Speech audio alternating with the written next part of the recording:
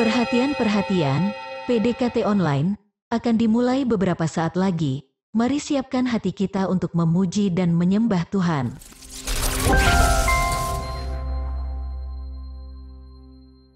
Shalom, kembali menyapa semua Sobat DCA Ministry dimanapun berada. Puji syukur kepada Tuhan buat kasih setianya yang tak pernah berkesudahan bagi kita. Saya rindu kita semua boleh semakin bertumbuh dan berbuah melalui PDKT online ini. Sekalipun mungkin bertemu secara online seperti ini, tapi saya percaya hadirat dan kuasa Tuhan tidak terbatas pada jarak dan waktu.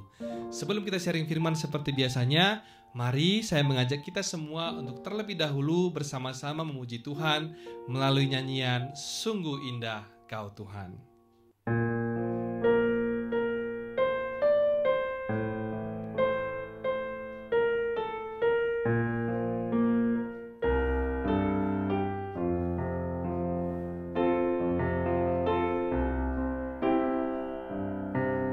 Ku cari wajah-Mu, temukan kasih-Mu. Kau bukan Tuhan yang jauh dariku.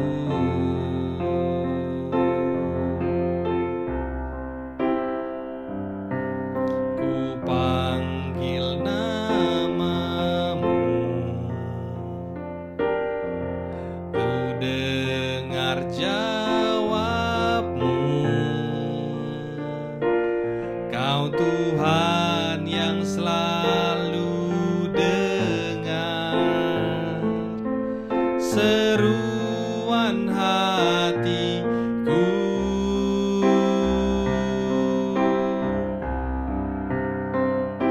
Sungguh indah Kau Tuhan, penuh kasih dan sayang. Kau tempat penghiburan bagi setiap hati yang terluka. Sungguh indah Kau Tuhan,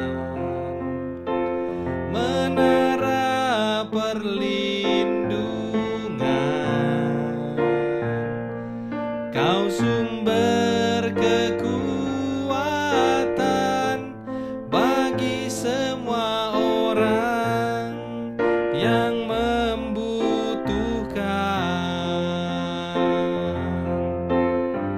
Sumber kekuatan, sumber kekuatan,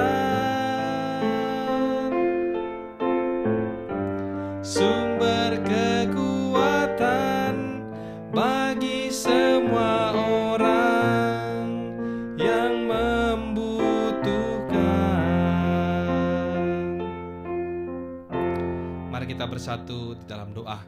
Terima kasih Tuhan Yesus buat berkat-Mu sampai dengan hari ini Tuhan, buat setiap para pendengar DCA Ministry dimanapun berada Bapa. Sebentar lagi ya Tuhan Yesus, kami akan mendengar sharing firman yang dibawakan oleh hamba-Mu. Biarlah setiap firman yang disampaikan Tuhan boleh membawa kami semua untuk semakin lagi mengenal pribadi Yesus dengan lebih sungguh lagi ya Tuhan. Berkati Tuhan lidah dan bibir hamba-Mu yang menyampaikan firman Bapa, sembunyikan dia di balik salib-Mu yang mulia. Dalam nama Tuhan Yesus, mari sama-sama kita yang berdoa dan mengucap syukur katakan amin. Hari ini sharing firman yang akan saya bawakan berjudul Mengenal Tuhan Lebih Sungguh. Ada pepatah yang tentunya sering kita dengar berkata, tak kenal maka tak sayang. Yang berarti kita perlu mengenal seseorang terlebih dahulu, baru kita bisa mengasihi orang tersebut. Mengenali dan mengetahui itu sesuatu hal yang berbeda. Kalau mengetahui belum tentu mengenali, namun mengenali sudah pasti mengetahui. Misalkan dalam suatu dialog ketika bercerita dengan teman, tiba-tiba muncul pertanyaan, kamu kenal nggak sama si Anu? Katakanlah misalnya orang yang dimaksud itu seorang yang punya pengaruh, atau istilahnya sekarang lebih dikenal dengan influencer, seperti itu. Mungkin dengan spontan kita akan menjawab, "Oh iya, saya tahu, si ini kan?" Atau "yang dia begini kan?" Dari sini kita bisa saja tahu rupa dan nama seseorang. Namun kita belum tentu mengenal siapa dan bagaimana pribadi orang tersebut sesungguhnya. Demikian juga dengan Tuhan Yesus. Ada banyak orang yang mengetahui tentang Yesus, hafal beberapa ayat Alkitab, dan mungkin sudah hadir di dalam ibadah gereja secara teratur, namun tidak sampai pada tahap pengenalan Yesus secara pribadi. Oh iya, by the way, sharing kali ini bukan bertujuan untuk menghakimi siapapun dari kita ya teman-teman, namun lebih ditujukan agar kita semua, termasuk saya tentunya, agar kalau kita mengikut Yesus itu jangan setengah-setengah. Kalau mau ikut Yesus itu ya yang dalam sekalian. Amin, saudara-saudara. Sebelum kita lanjutkan, mari kita baca bersama terlebih dahulu Matius 7 ayat 21 sampai 23. Dikatakan di sana, "Bukan setiap orang yang berseru kepadaku, 'Tuhan, Tuhan,' akan masuk ke dalam kerajaan surga, melainkan dia yang melakukan kehendak Bapa-Ku yang di surga. Pada hari terakhir, banyak orang akan berseru kepadaku, 'Tuhan, Tuhan, bukankah kami bernubuat demi nama-Mu, dan mengusir setan demi nama-Mu, dan mengadakan banyak mujizat demi nama-Mu juga?' Pada waktu itulah aku akan berterus terang kepada mereka dan berkata, 'Aku tidak pernah mengenal kamu. Enyahlah daripadaku, kamu sekalian pembuat kejahatan.'"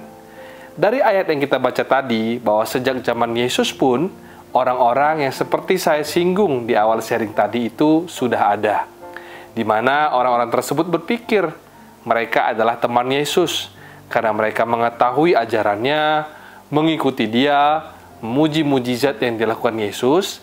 Namun Yesus malah menjuluki mereka sebagai pembuat kejahatan dan berkata, "Aku tidak pernah mengenal kamu." Sebuah pernyataan yang sangat keras disampaikan oleh Yesus kala itu. Namun tentu hal itu sekarang menjadi sebuah kabar baik bagi kita semua. Mengapa? Karena melalui ayat tersebut, kita diingatkan agar tidak menjadi seperti orang-orang yang demikian.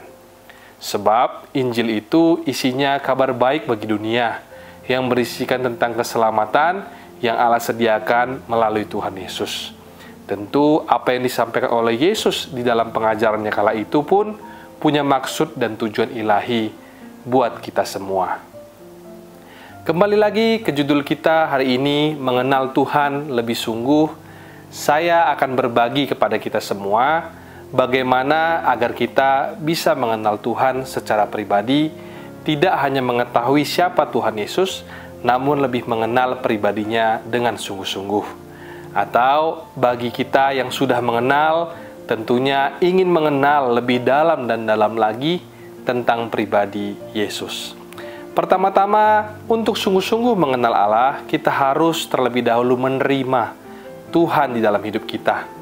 Mengenal Allah secara pribadi berarti percaya dan menerima bahwa Yesuslah satu-satunya jalan kebenaran dan hidup. Seperti yang tertulis di dalam Yohanes 14 ayat 6, "Tidak ada seorang pun yang datang kepada Bapa kalau tidak melalui aku." Yesus datang untuk memberikan nafas kehidupan kepada kita dengan memberikan nyawanya sebagai korban, sehingga dosa tidak lagi menjadi selubung yang menghalangi kita untuk mengenal Allah.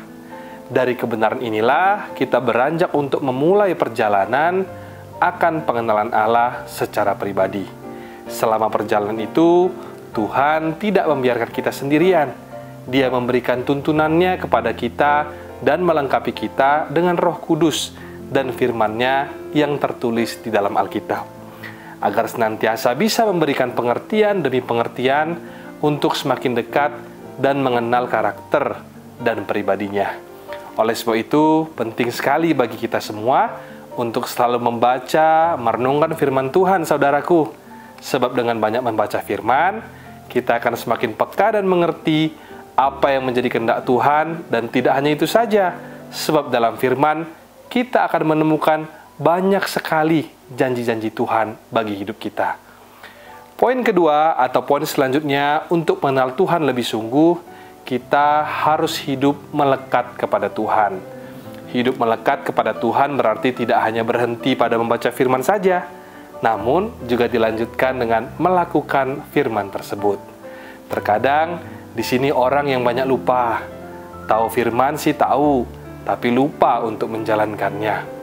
Firman Tuhan dalam Mazmur 1 ayat 2-3 berkata, "Tetapi yang kesukaannya ialah Taurat Tuhan, dan yang merenungkan Taurat itu siang dan malam, ia seperti pohon yang ditanam di tepi aliran air, yang menghasilkan buahnya pada musimnya, dan yang tidak layu daunnya, apa saja yang diperbuatnya berhasil." Buah yang dihasilkan dari merenungkan firman Tuhan dan melakukannya dapat terlihat melalui perubahan karakter seseorang. Kuncinya terletak pada perubahan karakter, yang semakin hari semakin serupa dengan karakter Kristus. Mungkin sebelumnya orang tersebut dikenal dengan seorang yang pemarah, alias suka marah-marah, atau suka berkata kasar. Sekarang orangnya berubah menjadi pribadi yang lebih mengasihi, lebih sabar, dan seterusnya.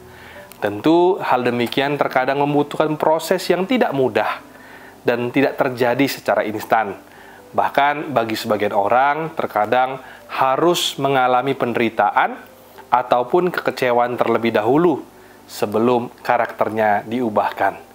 Namun janji Tuhan bagi kita bahwa Tuhan tidak pernah meninggalkan orang-orang yang dikasihinya. Suatu ketika mungkin saja orang yang sudah menerima dan mengenal Tuhan, rajin membaca firman dan melakukannya, diizinkan Tuhan untuk masuk ke dalam sebuah proses ataupun pergumulan yang tidak mudah. Namun disinilah justru saat yang tepat bagi orang tersebut untuk menguji hatinya. Apakah hidupnya melekat pada Tuhan atau malah sebaliknya? Di saat dia tahu ada jalan pintas yang dapat ditempuh untuk menyelesaikan persoalannya atau memenuhi hasrat maupun keinginannya, namun orang tersebut tetap memilih untuk menyangkal diri, tidak mengikuti keinginan daging, dan bertahan dari godaan dosa. Saya percaya di saat itulah Tuhan di sisi sebelah sana sedang merenda suatu karya yang besar, agung, dan mulia bagi orang tersebut. Akan tiba waktunya nanti setelah kita berhasil, maka kita akan diangkat menjadi lebih daripada pemenang. Berbicara tentang proses, saya jadi teringat kepada gimana proses pemurnian sebuah emas. Emas itu kalau hendak dimurnikan harus dipanaskan terlebih dahulu dengan api sampai derajat tertentu. Jika emas hanya dipanaskan sampai 100 derajat Celcius, maka dia bukanlah emas murni. Bahkan sampai 1000 derajat pun belum menjadi emas murni. Emas harus dipanaskan sampai 1400 derajat Celcius untuk meluruhkan logam-logam lain yang melekat dan pada akhirnya menjadi emas yang murni. Jadi diperlukan kesetiaan untuk sampai kepada tahapan tertentu, hidup kita baru dikatakan benar-benar murni. Sebab itu hari-hari ini mari kita melihat setiap proses yang kita alami dengan cara pandang Tuhan. Sekalipun mungkin apakah itu prosesnya berupa penantian, jawaban doa, pergumulan, persoalan, atau apapun, justru di saat-saat inilah kita harus semakin erat memegang tangan Tuhan. Jangan pernah kita lepaskan tangan Tuhan. Sebab firman Tuhan berkata dalam Mazmur 37 ayat 4, apabila kita jatuh, tidaklah sampai tergeletak, sebab Tuhan menopang tangannya. Ada amin, saudara? Dari sharing firman hari ini, saya rindu kita semua bisa mengenal Allah secara pribadi. Lebih dalam lagi, sungguh-sungguh dapat menyelami apa yang sebenarnya Tuhan kehendaki di dalam hidup kita. Tadi saya sudah share ada dua cara. Yang pertama-tama kita perlu menerima Yesus sebagai Tuhan dan Juru Selamat dalam hidup kita.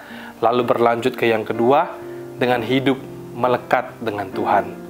Hari ini saya rindu berdoa dimanapun Sobat DCA Ministry berada yang rindu untuk menerima Yesus untuk pertama kalinya, termasuk bagi Anda yang mungkin sudah mengetahui tentang Yesus, namun belum pernah mengundang Yesus dengan sengaja masuk ke dalam hati saudara. Mari ikuti saya berdoa, sebab firman Tuhan berkata, dengan hati kita percaya, dengan mulut kita mengaku, maka Yesus akan masuk ke dalam hati kita. Kalau itu Anda, mari kita pakai waktu ini untuk meminta sama Yesus untuk masuk tinggal dalam hati kita, bukan hanya sekedar merasakan, tapi rindu untuk punya hubungan pribadi dengannya. Mari kita letakkan tangan di dada, katakan, Tuhan Yesus, masuklah ke dalam hatiku, aku mengundangmu sebagai Tuhan dan Juru Selamat untuk masuk dan tinggal selamanya di dalam hidupku. Ampuni dosa-dosaku, hamba-Mu percaya Engkau mati di kayu salib untuk aku dan Engkau bangkit pada hari yang ketiga. Mulai hari ini, jadikan aku anak-Mu dan murid-Mu dan isi aku dengan Roh Kudus dan firman Tuhan. Dalam nama Yesus, amin. Sekian sharing firman hari ini, Tuhan Yesus memberkati. Sebelum kita menutup perjumpaan kita pada hari ini, mari kita bersama-sama bernyanyi lagu Mengenalmu.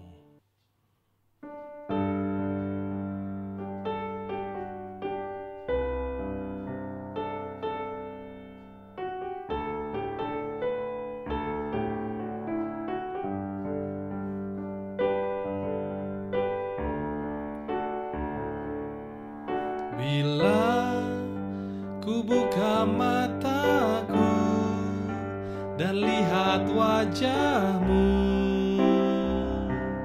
ku terkagum bila ku lihat hidupku dan karya tangan-Mu. Ku tersanjung karena semua yang baik dalam hidupku, itulah karya-Mu. Kau beri kesempatan yang baru dan ku ingin mengenal-Mu, Tuhan, lebih dalam dari semua yang ku kenal. Tiada kasih yang melebihi-Mu, ku ada untuk menjadi penyembah-Mu, dan ku ingin mengenal-Mu, Tuhan, lebih dalam dari semua yang ku kenal. Tiada kasih yang melebihi-Mu, ku ada untuk menjadi penyembah-Mu, ku ada untuk menjadi penyembah-Mu, ku ada untuk menjadi penyembah-Mu. Mari kita bersatu di dalam doa. Terima kasih Tuhan buat sharing firman yang disampaikan oleh hamba-Mu Bapa. Biarlah sharing firman ini Tuhan membawa kami untuk semakin mengenal-Mu lebih sungguh lagi Bapa. Biarlah melalui firman-Mu juga hidup kami boleh semakin dimurnikan Tuhan. Karakter kami semakin hari semakin diubahkan menjadi serupa dengan karakter Kristus. Kami juga berdoa biarlah kami Tuhan Yesus tidak hanya menjadi pendengar firman-Mu Tuhan, tapi juga boleh menjadi pelaku-pelaku daripada firman-Mu di dalam kehidupan kami sehari-hari. Kami terus menopang doa Tuhan untuk setiap saudara, kerabat maupun teman kami yang dalam pergumulan Bapa. Apapun persoalan mereka Tuhan, kami yakin dan percaya Tuhan yang senantiasa melindungi mereka, Tuhan yang senantiasa memberkati mereka, dan Tuhan juga yang senantiasa memberikan jalan keluar atas setiap persoalan dan pergumulan mereka Bapa. Terima kasih Tuhan Yesus, kami mau angkat tangan kami sama-sama untuk menerima berkat daripada-Mu. Terimalah kiranya berkat dari Allah Bapa, cinta kasih Tuhan Yesus Kristus, penyertaan Allah Roh Kudus akan menyertai hidupmu mulai hari ini, bahkan sampai kali yang kedua Tuhan Yesus datang menjemput kita, namamu tercatat dalam kitab kehidupan. Di dalam nama Tuhan Yesus yang percaya dan diberkati, katakan bersama, amin, amin, amin. Tuhan Yesus memberkati, shalom dan sampai jumpa.